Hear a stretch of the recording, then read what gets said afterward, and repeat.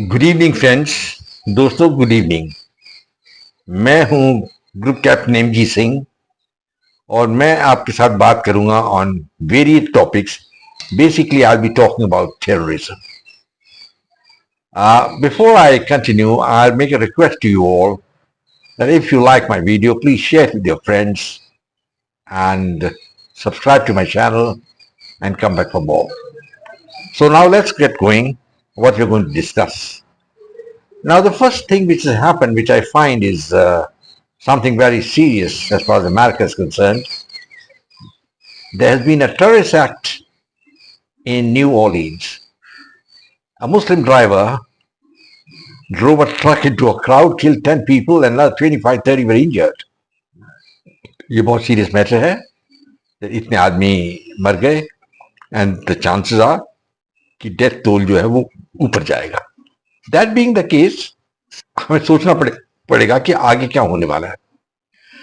America, as you know, is the bastion of democracy. And there have been very few terrorist incidents there after the 9/11 attack on the Trade Towers. After that, there's been very little attack. But it appears that the American defenses have been breached and this attack has taken place.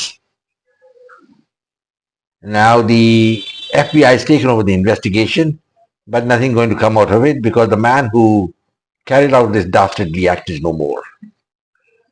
एक point याद रखिएगा, what is really bugging me is why the terrorist acts should only be confined to one religion. People who profess the Islamic faith all over the world are carrying out these terrorist attacks. And what could be the reason for it? The reason is the motivation. There is a motivation being dealt out by the mullahs, which is a total misrepresentation of Islam, which says that in case you die for Islam, you will go to paradise. And what will you get in paradise? You will get 72 virgins. In addition, you will get innumerable number of boys. All these things is mentioned in the Quran and the Hadiths. I can quote chapter and verse where it is mentioned, but that's not my point. My point is that the interpretation of this has to be different. But this is not what is happening, but the motivation on top of it is so severe that these people are going and doing these acts. In Germany, as you know, there was a doctor who ran a Mercedes into a crowd and killed n number of people. And all over the world, terrorism is rife. And who are the fomenters of this terrorism? The first, I will tell you, gentlemen, is Pakistan. And the world doesn't seem to have recognized this. The second country now closely following Pakistan is Bangladesh. And then we have got Yemen and Iran. Iran, of course, is the king of all these. And add to this the terrorist organization Hezbollah and Hamas, operating earlier from Lebanon and the Gaza Strip. And you have your cauldron that is complete. I haven't touched on the terrorist organization in Africa. So at the moment, I will confine myself to these places. There have been terrorist acts even in Russia. And this time, of course, it was the Ukrainians who did it. They killed a Russian general who was involved in the war. And that is a very sad thing as it is. Because in war, there's something called chivalry. You don't go around surreptitiously killing people which Zelensky has done. And all this is happening on the verge of Donald Trump taking over as president. On the 20th of January, Donald Trump will take over as the president of the United States of America. He's been promising a lot, saying, let's make America great. But I don't think he'll be able to make America great. I'm very clear about it. Because for the simple reason, he's up against formidable enemies, and some of them as inside America. It is the deep state which is there. He's brought in his own cabinet members, but I don't know whether they'll be successful because the approach seems to be wrong. Biden and the American presidents earlier from Clinton always thought Russia as the enemy. Why should they think of it? I don't know. Russia is a European power and part of Europe, basically, but they wanted to make Russia into an enemy, destroy it completely. I couldn't understand the reason because even a sane man would tell Biden and party that the best bet against the Americans, the Chinese, is the Russians. Biden, when he took over as president, you can well imagine, he made a statement that China is not a rival, it's a competitor. What the hell do you mean by this? Because his son was getting some kickbacks from the Chinese, and he wanted to go soft on China. But China is not wanting the softness of America. They want the domination of the world, and America is the number 2 power. China has also an axe to grind. It is fomenting and rather supporting the terrorist organization. Now, this is something which is very difficult to understand. The main aim of the Chinese line of thought is to put down the West, to put down India. They're scared of India also. And the best thing they can do about it is to play the gallery of terrorist organizations. The Chinese called in the terrorist organization, which had been banned in Bangladesh for a meeting in Beijing. I couldn't understand that. This organization had done a massacre of thousands of Hindus in Bangladesh. These are terrorist acts of genocide. And we have Muhammad Yunus, the Prime Minister of Bangladesh, smiling away with glory. He says, it's a wonderful job done. Let me get more of Pakistan here. And the Pakistan army, after 54 years, is back in Bangladesh. It's training the Bengalis. And do you think they'll be able to match up to India? The problem here is that Bangladesh is going more and more to the extremists, and extremism breeds terrorism. Another big country which we must keep a watch on is Pakistan. Pakistan is actually the fountainhead of terrorism if Iran is the mother. So many terrorist organizations are operating in Pakistan. And the Pakistan leadership, right from General Zia-ul Haq, thought, well, there are 2 types of terrorists, good terrorists, bad terrorists. They didn't understand that terrorism is a seamless organization and all of them amalgamate together. They were of the view that those terrorists who fight India are good terrorists. Those who fight other countries are good terrorists. Those who support Pakistan are good terrorists. I'm sorry, I said the wrong thing down. They feel that those who are good terrorists are the ones that attack India, and those who attack Pakistan are the bad terrorists. As simple as that.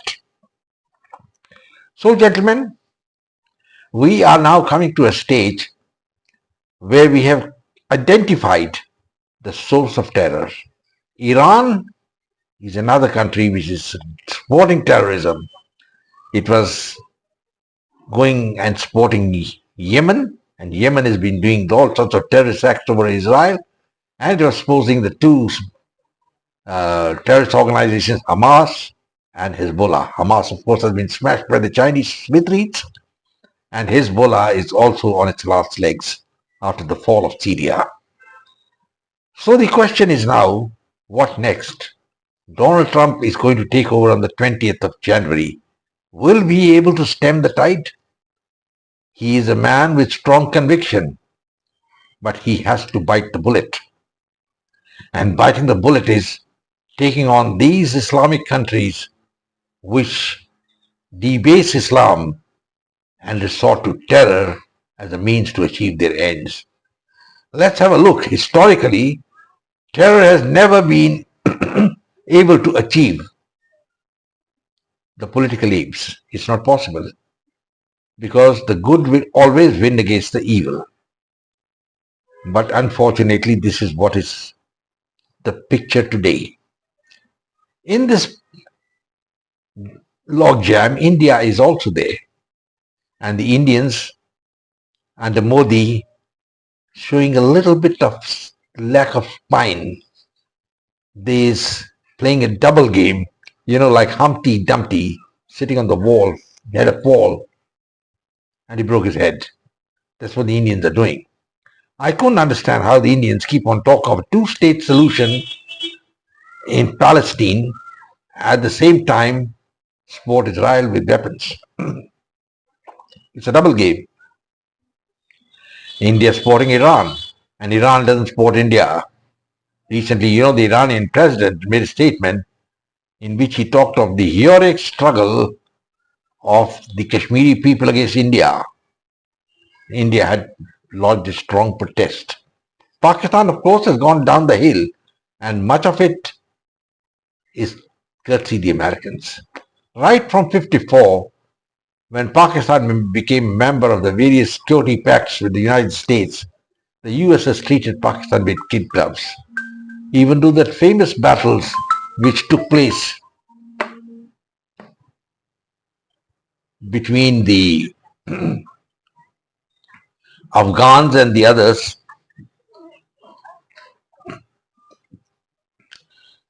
in Afghanistan, the battle lines were clearly defined. Pakistan was supposed to be on the side of the Americans, but they had one faction which was the Haqqani faction, and this was supporting anti-Americanism. So Pakistan was running with the hare and hunting with the hound.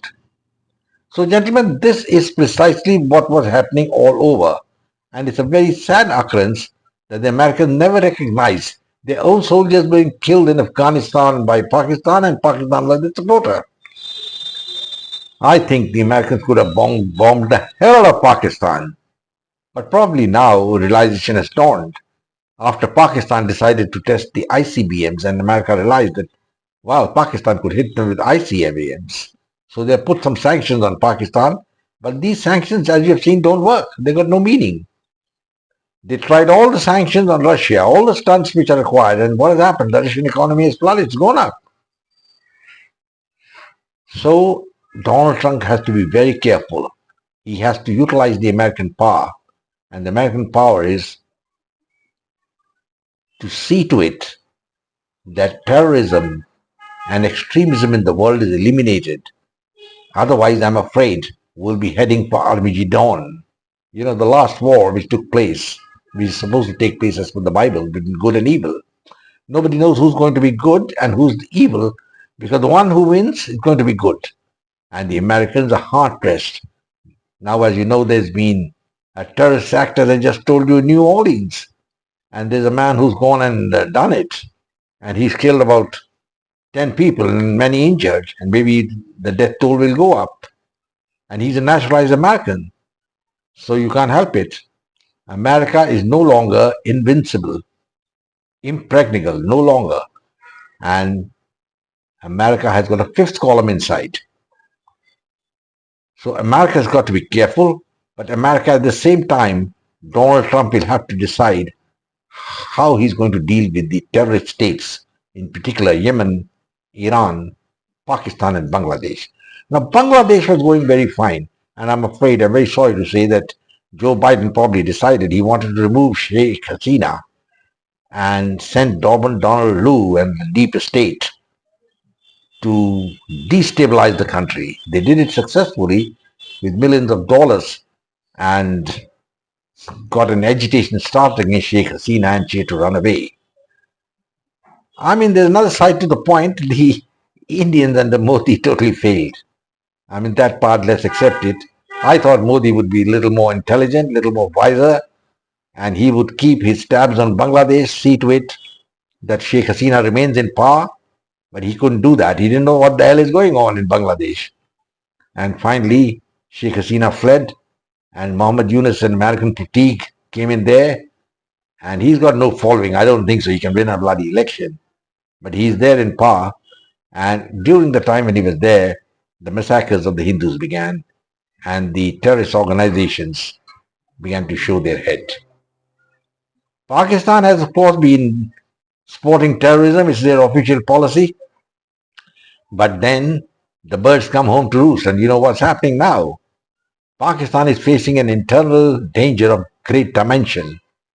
The Tehrik-e-Taliban, Pakistan, are now hell-bent on creating the Sharia and Islamic State in Pakistan. That's number one. Number two, the Afghans do not recognize the Durand Line and there have been clashes on the border. Pakistan has bombed uh, Afghanistan, killed about 50 to 60 people, all civilians, women and children. I don't think the Pakistan army is proud of it. But then the Pakistan army has always done these things. You know what the hell they did in Bangladesh? Impregnated thousands of women. And some of the women were being kept in trenches and not allowed to wear saris so that they could not hang themselves because they were so frustrated. And the UN has recorded it. And we have the wonderful man called Muhammad Yunus clapping away with glory. He says, yeah, I want Pakistan back again. I could never understand this man. I mean, I hope he sees this video of mine and gives me an answer. What the hell is he thinking? Because my thing is that Bangladesh is going into a dustbin of history, including Yunus. He will also go. It's inevitable that people who foment evil acts like terrorism and go and do genocide and murder invariably vanish. The same thing happened to Adolf Hitler. He vanished. Mussolini, he vanished. Tojo, he vanished. So this is going to be, I think Yunus should be very, very careful. Pakistan, the less said about the better. The one man I think who's the most popular in Pakistan is sitting in jail. And I wouldn't be surprised if one day they poison him or kill him. It's quite possible. The Pakistanis done it earlier. They did it to their own Prime Minister, Zulfikar Ali Bhutto, when in the middle of the night he was hanged. And his last words were, by God, I am innocent. Well, it doesn't matter in Pakistan. You're innocent or not innocent. If the army decides to hang you, you will be hanged. Then Iran. Iran is sitting on a population which is restive. And they are ruling there by the sword and the gun. That's the only way they can do it. The mullahs are in power and they think they're doing a great thing, not realizing that they're denigrating a very great religion. Anyway, I will not say anything more on this subject. The fact is terrorism is rife in the world and I don't know who's going to stop it. There are sleeper cells in India because the basic aim of Pakistan to create terrorist acts in India. Terrorism in India and finish India. India is not going to get finished that easily. And the Chinese are fishing in the pie. The Chinese are supporting Hamas.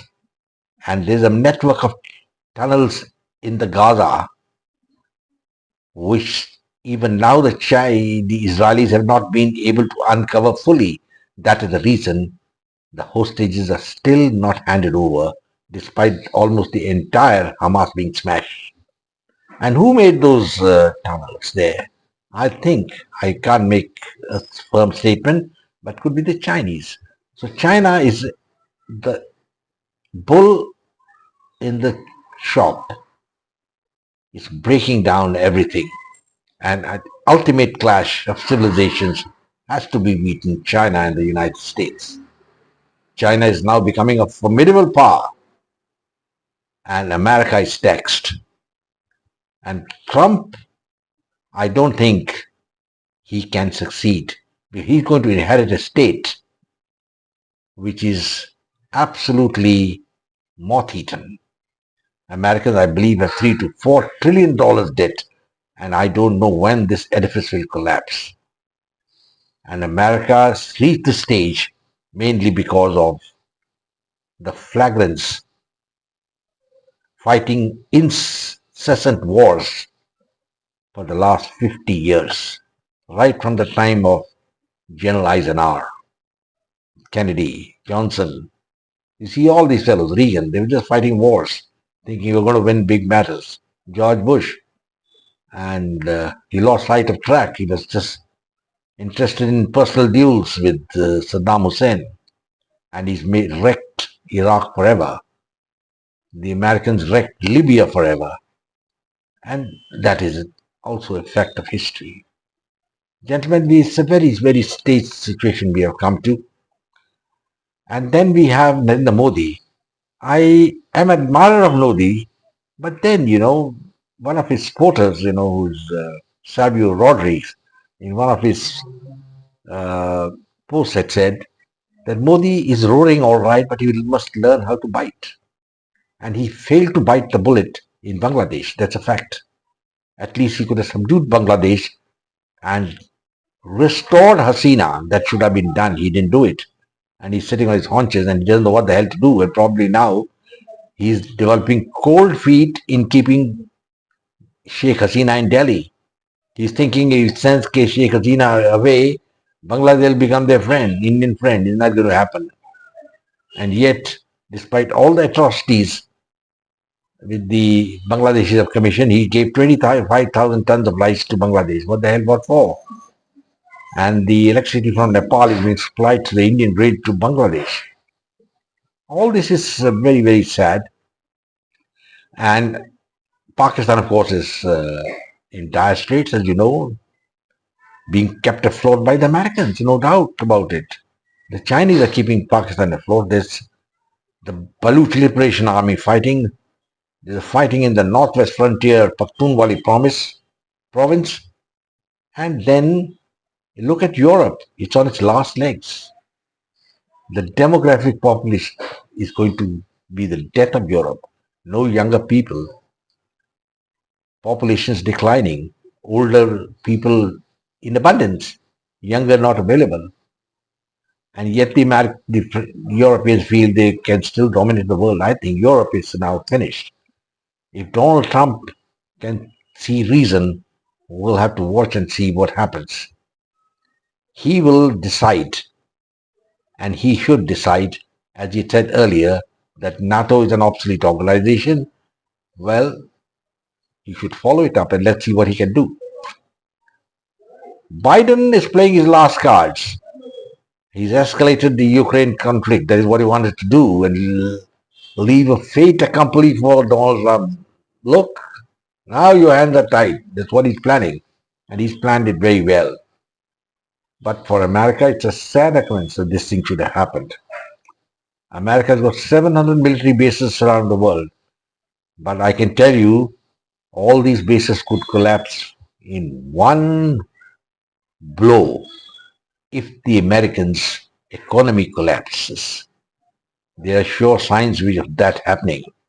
Because the world is now realizing that America is actually the biggest fomenter of problems in the world. We are saying, yes, the Islamists are creating problems now. But I think if you look at it closely, it's the Americans themselves who created all the problems.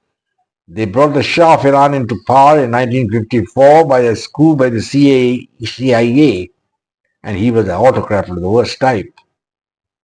And then they're supporting so many regimes all over the world, not recognizing the good regimes. They supported Pakistan for decades. And Pakistan, now they're scared of Pakistan having ICBMs. They applied sanctions on Pakistan. So, gentlemen, these are rambling thoughts which I had. I want to put them in and express myself as to what's happening all over the world. It's a very sad occurrence, frankly.